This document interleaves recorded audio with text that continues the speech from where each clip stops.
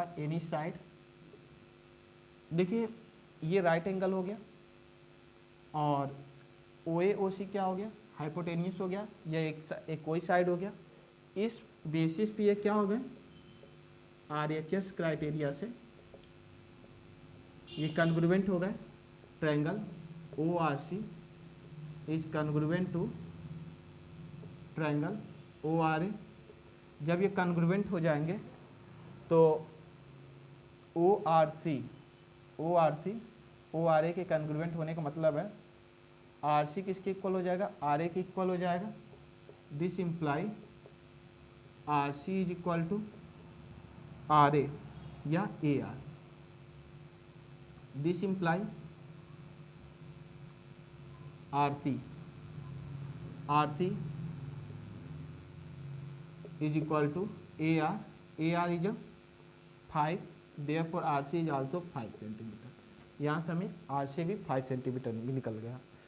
अब क्या करेंगे, we have to find the value of AC, therefore AC is equal to AR plus RC, AR plus RC, AR is a 5 and RC is also 5, that's equal to 10 centimetre.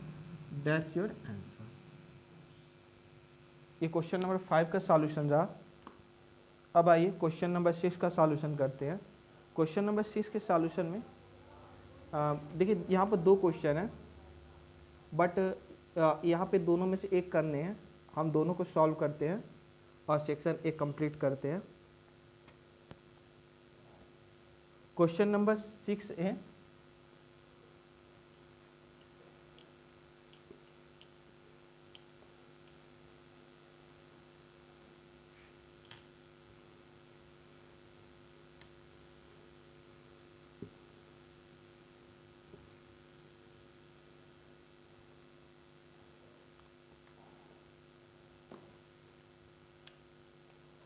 Question number 6 है, the curve surface area of a right circular cylinder is 176 square centimetre and its volume is 1232 square centimetre. What is the height of the cylinder. The large, हाँ यहाँ पर क्या है, the curve surface area of right circular cylinder, curve surface area of right circular cylinder is a 176 centimeter square and its volume of right circular cylinder is a 1232 centimeter cube. What is the height of the cylinder? What is the height of the cylinder? देखिए यहाँ पर क्या है, curve surface area.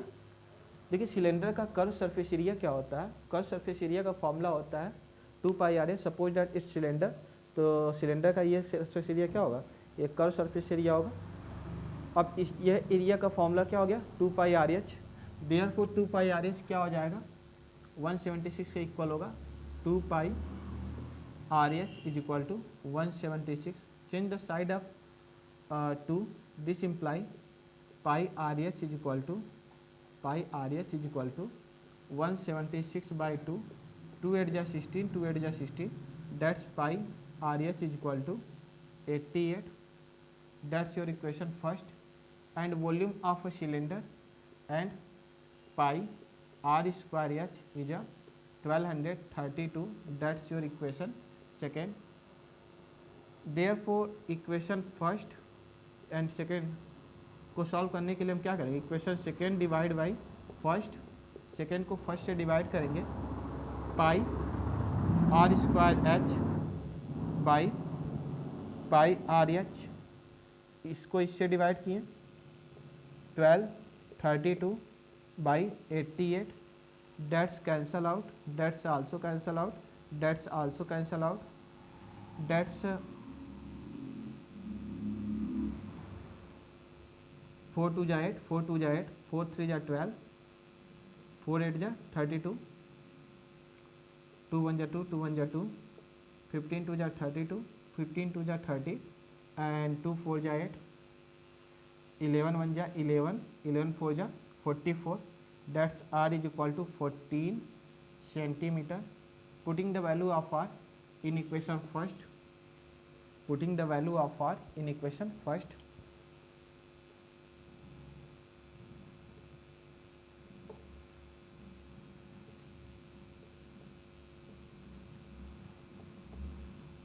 pi r h, that's pi r is a 14 into h is equal to 88. Put the value of pi, that's 22 by 7 into 14 into h is equal to 88. 7 to ja 14, that's 22 to ja 44, h is equal to 88.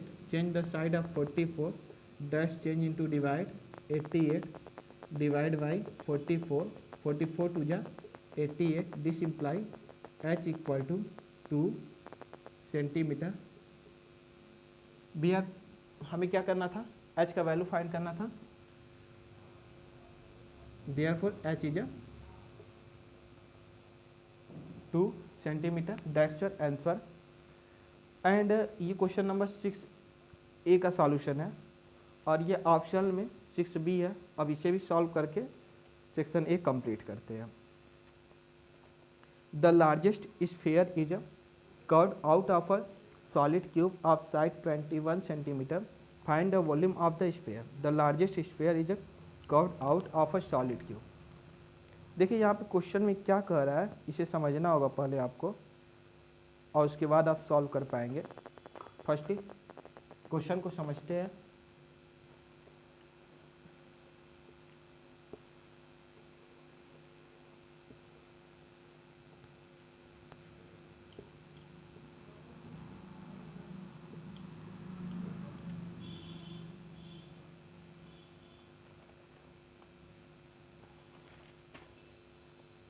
The largest sphere is curved out of a solid cube.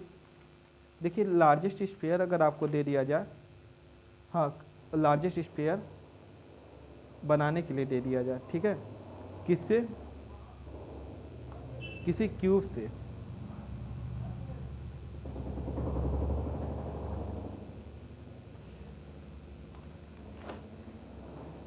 देखिए अब आपके पास हम क्या किए, cube दे दिए। Suppose that it's cube,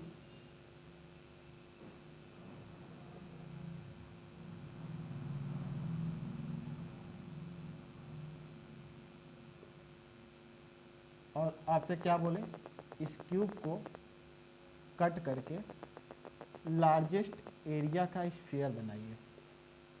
तो आप क्या करेंगे, कोन के जितने वर्टेक्स हैं, वर्टेक्स के साइड से उसे कट करेंगे और उसे स्फीयर बनाने की कोशिश करेंगे। तो स्फीयर जब बनाएंगे उस कंडीशन में स्फीयर का जो रेडियस होगा, स्फीयर का जो रेडियस होगा वही क्या होगा, उस रेडियस का डबल ही इसका साइड होगा। I mean 2r is equal to a होगा। बट यहाँ पर क्या है, the largest sphere is curved out of a solid cube of side 21 centimetre. Side कितना है, 21 सेंटीमीटर है। तो हमें क्या करना है, फाइंड करना है, find the volume of the sphere. हमें वॉल्यूम ऑफ स्फीयर फाइंड करना है।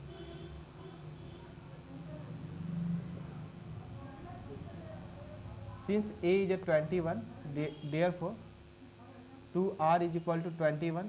This implies r is equal to 21 by 2. We have to find the volume of the sphere. Volume of sphere. Volume of sphere क्या होता है, volume of sphere is 4 by 3 pi r cube. That's 4 by 3. Pi is 22 by 7 and r is 21 by 2 whole cube. अब इसे solve कर देंगे। 4/3 into 22/7 into 21 into 21 into 21/2 into 2 into 2, 2 2 जा 4, dates cancel out, 11 2 जा 22, dates also cancel out, 7 3 जा 21, that's also cancel out, and remaining number is 11 into 21 into 21 is equal to 11 into 21 into 21, that's 441, 441, 11 1 जा 11, 11 4 जा 44, 1 45, 11 4 जा 44 और 4 48 centimetre cube. That's your answer. अब इसके बाद हम क्या करते हैं, नेक्स्ट क्वेश्चन में चलते हैं। नेक्स्ट क्वेश्चन क्या है, देखिए नेक्स्ट क्वेश्चन, अब सेक्शन बी स्टार्ट करना होगा। आपका सेक्शन ए कंप्लीट हो चुका है, ठीक। तो सेक्शन बी के लिए अब क्वेश्चन नंबर 7 है, 7 से लेकर के 10 तक क्वेश्चन नंबर 3 मार्क्स का है।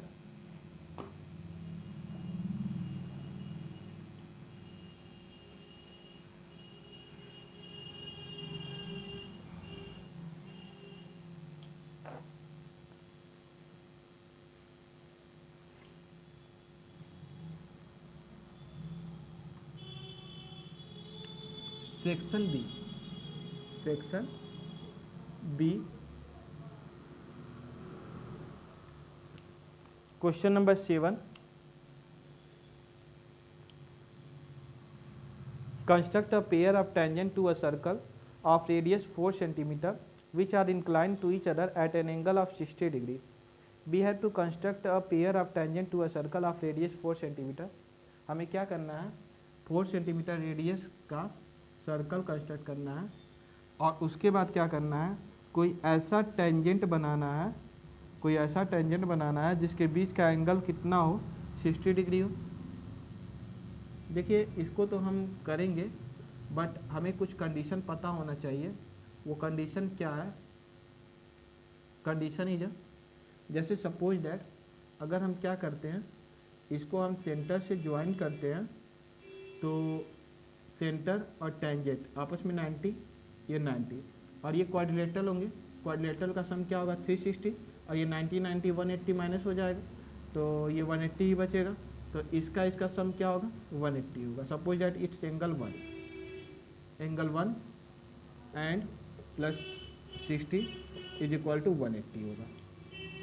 अब क्या करते हैं, इसको अगर हम स्टैंड करते हैं तो ये अगर एंगल 2 का फॉर्मेशन कर दें तो एंगल 1 प्लस एंगल 2 क्या हो जाएगा, 180 होगा। अगर हम दोनों को माइनस कर दें तो ये कैंसिल हो जाएगा, ये भी कैंसिल हो जाएगा। 60 minus angle 2 is equal to 0, तो एंगल 2 का वैल्यू क्या आ गया 60 डिग्री आ गया। इस तरह से एंगल ये कितना होगा 60 डिग्री, मतलब यहाँ पर एंगल कितना बना 60 डिग्री बना, इसी के इक्वल बना। तो हम क्या करेंगे, हम इसी प्रोसेस से सॉल्व करेंगे। तो आइए सबसे पहला काम क्या करेंगे, कोई हम सर्कल ड्रा कर लेते हैं, ठीक। Circle, draw circle of radius 4 centimetre, 4 centimetre radius का सर्कल बना लिए। और उसके बाद क्या करना है, which are incline to each other at an angle of 60 degree. हम एक पेयर ऑफ टेंजेंट बनाना है जो आपस में कितने डिग्री का एंगल बना है, 60 डिग्री का। फर्स्टली हम क्या करेंगे, कोई लाइन ड्रॉ करेंगे जो क्या हो सेंटर से पास। अब उसके बाद यहाँ से 90 डिग्री का एंगल बनाएंगे बाय यूजिंग कंपास।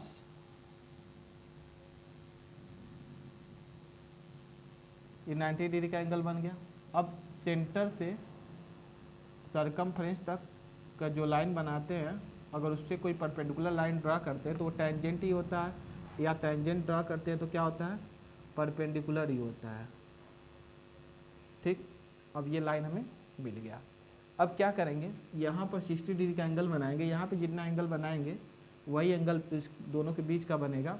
तो कंपास को यहाँ पुट करेंगे एक आर्क, और कंपास को यहाँ पुट, ये एक आर्क बन गया। अब कंपास को यहाँ पुट करेंगे, दूसरा आर्क, अब इसको आपस में ज्वाइन कर देंगे। जब ज्वाइन करेंगे तो ये 60 डिग्री का एंगल फॉर्म कर गया। अब कंपास को यहाँ पुट करके 90 डिग्री का एंगल बना देंगे।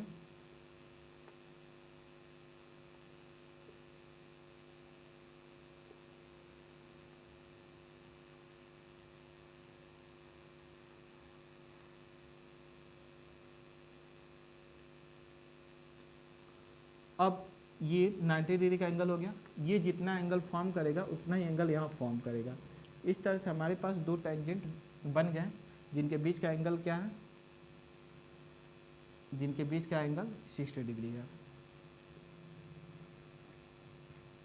इस तरह से क्वेश्चन नंबर 7 कंप्लीट हुआ। एंड क्वेश्चन नंबर 8 में दो क्वेश्चन है, तो यहाँ पर हम दोनों क्वेश्चन को सॉल्व करेंगे। Question number 8, find the value of p for which the quadratic equation p x minus 4 x minus 2 plus x minus 1 to the whole of square is equal to 0 has real and equal roots.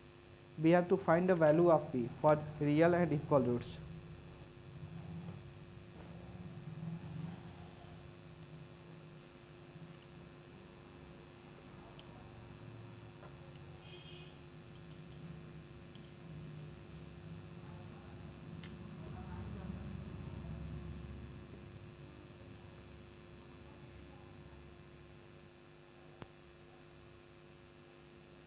We have to find the value of p. Quadratic equation is a p x minus 4 x minus 2. Question number 8a, p x minus 2 x minus 4, ठीक। वैसे ही x minus 4 x minus 2 है, चाहे हम किसी को पहले या किसी को बाद में लिख दे, कोई चेंजिंग तो नहीं होगा। Plus x minus 1 to the whole of square is equal to 0. We have to find the value of p for equal and real root. That's given question.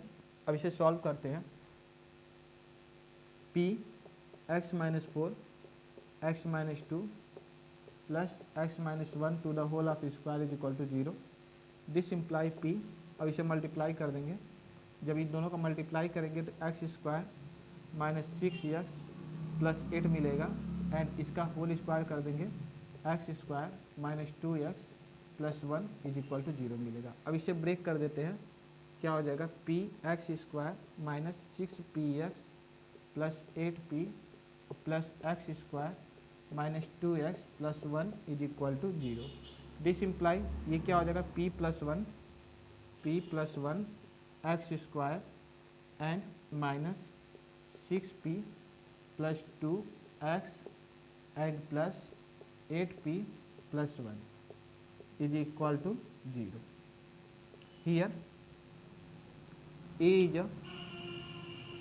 is a p plus 1 and b is a minus 6p plus 2 and c is a 8p plus 1. For real and equal roots discriminant क्या होगा, discriminant 0 होगा। तो firstly हम discriminant निकाल देते हैं। a का value इतना हो गया, b c ये हो गया, therefore d is equal to क्या हो जाएगा, b square minus 4ac is equal to b is minus 6p plus 2 whole of square that's b square और minus 4a is p plus 1 and c is 8p plus 1 is equal to minus 6, minus का square plus होगा, 6p plus 2 का square minus 4, इसको आपस में multiply कर देते हैं, क्या हो जाएगा, 8p स्क्वायर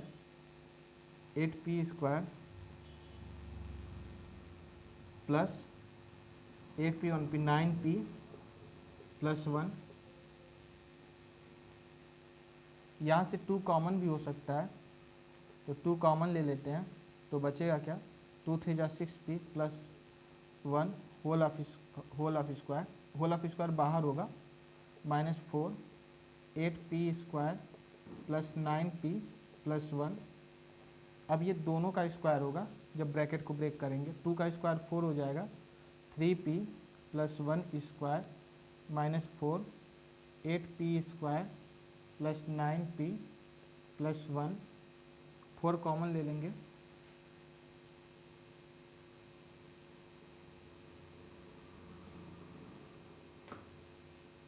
फोर जैसे ही कॉमन लेंगे तो बाहर चला गया 4, अंदर क्या बचा, 3p प्लस 1 का whole of square, 3p plus 1 whole of square minus 8p square plus 9p plus 1 minus 8p square plus 9p plus 1। अब क्या करते हैं,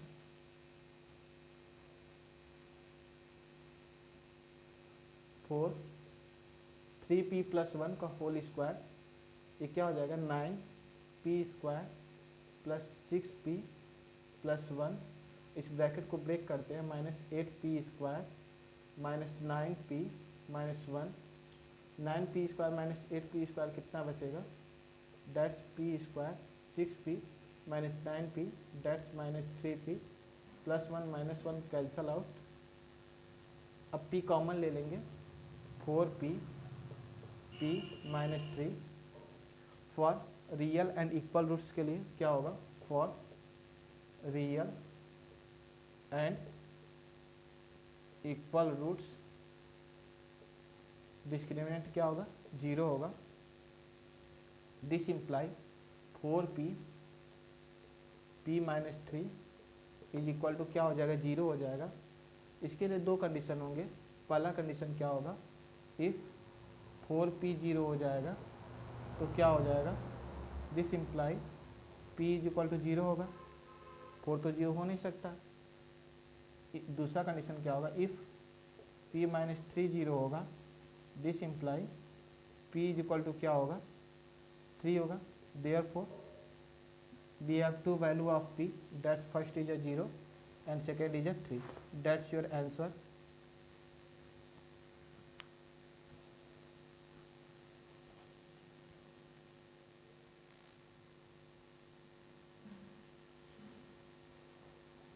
अब आइए क्वेश्चन नंबर 8 भी सॉल्व करते हैं।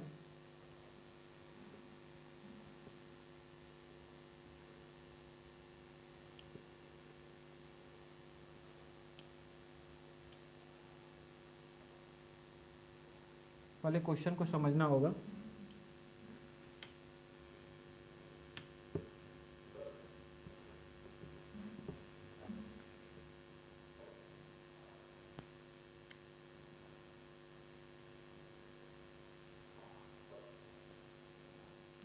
Had Arush scored 8 more marks in mathematics test, out of 35 marks, 7 times these marks would have been 4 less than square of his actual marks. How many marks did he get in the test?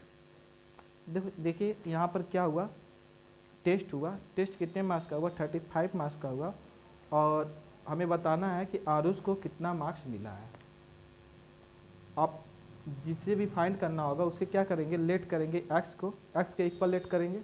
और यहाँ पे बोला जा रहा है had Aarush score 8 more marks in mathematics test, अगर Aarush 8 more marks पाता, किससे, जितना वो पाया था उससे 8 मोर मार्क्स पाता, out of 35 marks 7 time these marks would have been 4 less than square of his actual marks. तो क्या है कि 7 टाइम दीज मार्क्स, उस मार्क्स का 7 time would have been 4 less than square of his actual marks, तो उसके actual marks के square से 4 लेस है। ठीक है, अब यहाँ पर हम क्वेश्चन को सॉल्व करते हैं।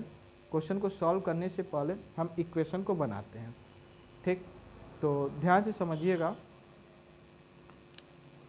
फर्स्टली क्या करेंगे, फर्स्टली लेट करेंगे, लेट आरुष ने कितना मार्क्स गेन किया,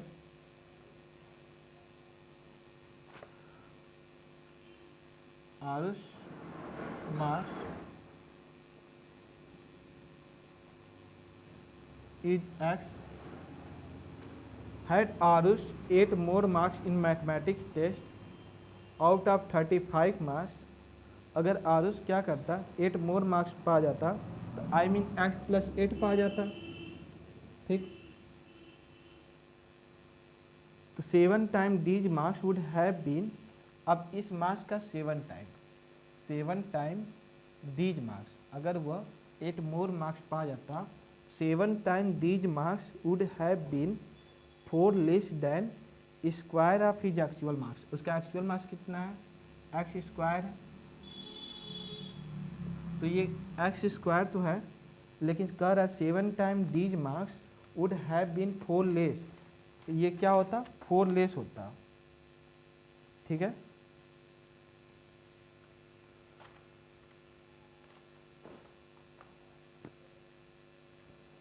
ये 4 लेस होता, तो हम क्या करेंगे, यहाँ पे ध्यान दीजिएगा, अगर सपोज डेट यहाँ 12 राइट करते हैं, यहाँ 8 राइट करते हैं, हम कहते हैं ये 4 लेस है, तो ये 4 लेस है, तो इसको 4 लेस करेंगे।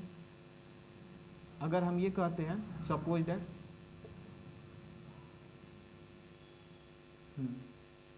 ये 4 लेस है, अगर हम इसको 4 लेस कर रहे हैं तो इसे 4 लेस करना पड़ेगा। तो यहाँ पे ये बोला गया है 7 time this marks is 4 less है किसके, 7 time this marks would have been 4 less than square of is actual marks, ये लेस है तो हम इसे लेस करेंगे और एक क्वाड्रेटिक इक्वेशन मिलेगा, उस क्वाड्रेटिक इक्वेशन को सॉल्व करेंगे।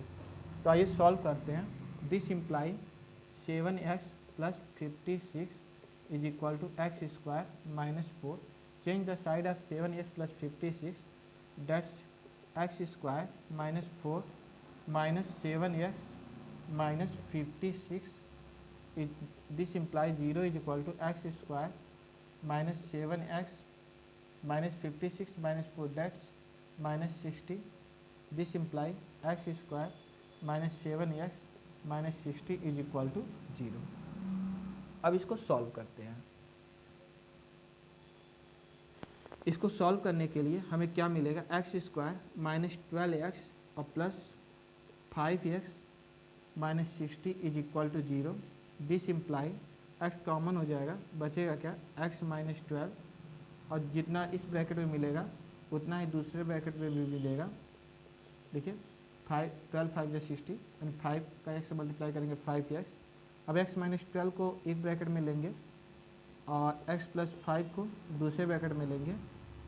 If x plus 5 is equal to 0, यहाँ पे दो कंडीशन है, देन x इक्वल टू क्या हो जाएगा, -5 होगा। क्या आरुष -5 नंबर पा सकता है, नहीं, तो ये आंसर नहीं होगा, ठीक। और दूसरा कंडीशन क्या है, if x minus 12 is equal to 0, if x minus 12 is equal to 0 then x equal to 12। क्या आरुष 12 मार्क्स पा सकता है, ये पॉजिटिव है, इसे तो पा ही सकता है, दैट्स योर आंसर। आप क्वेश्चन नंबर 8B, इस तरह से 8B भी सॉल्व हो गया। अब आइए आगे बढ़ते हैं, क्वेश्चन नंबर 9 को सॉल्व करते हैं। Question number 9 height and distance का क्वेश्चन है।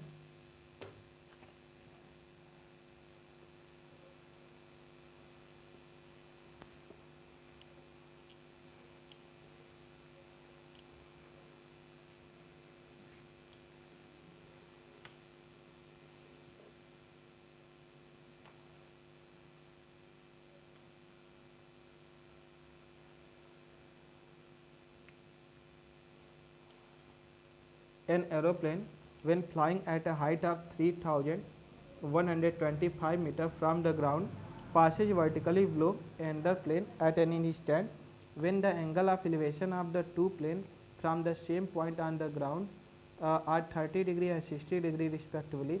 Find the distance between the two planes at that instant.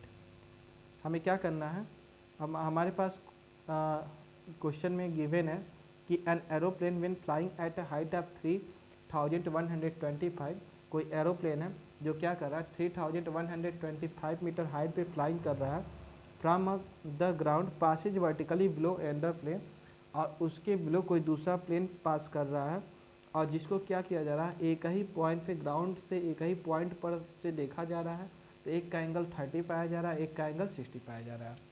तो सपोज दैट यहाँ पर टू प्लेन है,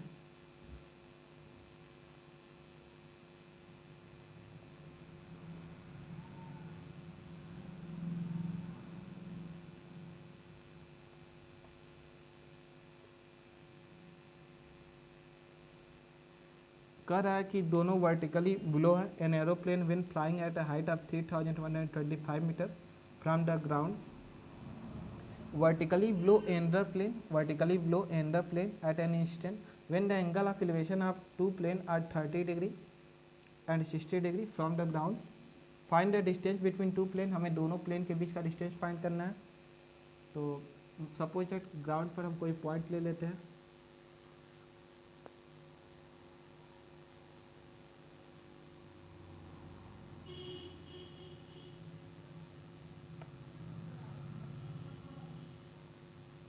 ठीक।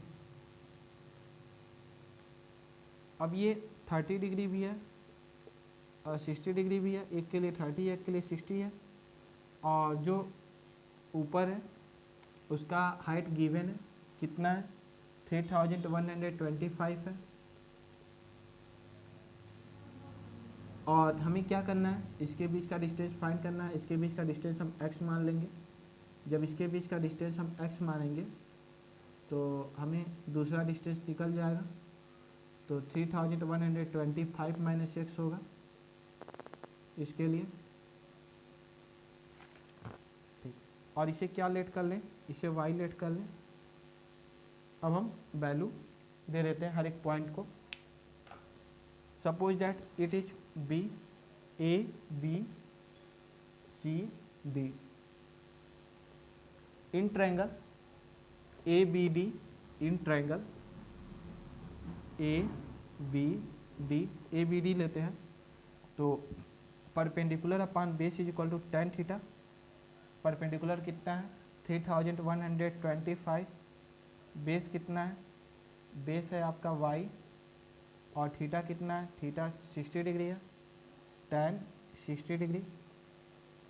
This imply 3125 by y equal tan 60 is √3। This imply 3125 is equal to √3y, I mean √3y क्या हो गया 3125 हो गया। यहाँ से y का वैल्यू निकाल सकते हैं। y का वैल्यू क्या आएगा, y का वैल्यू आएगा 3125 by √3। That's your equation first, that's value of y in triangle A B C. अब दूसरा next in triangle A B C लेते हैं। ए बी सी में हमें क्या करना है,